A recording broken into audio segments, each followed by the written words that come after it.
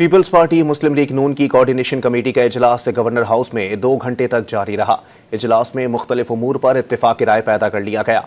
इजलास का मजीद अहवाल जानते हैं डॉन न्यूज़ के नुमाइंदे मियां शुएब से। जी शुएब, बताइएगा इजलास में किन उमूर पर बातचीत की गई?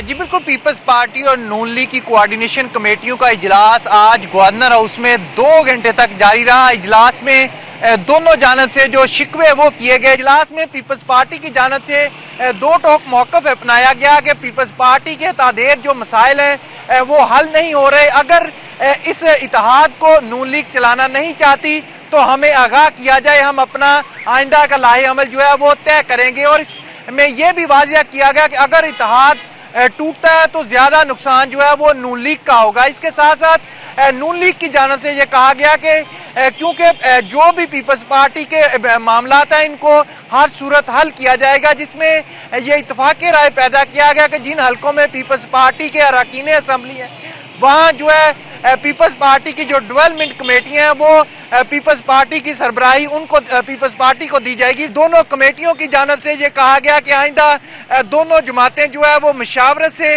आगे बढ़ेंगी और जो तमाम तर मामलात हैं वो हर सूरत जो है वो हल किए जाएंगे।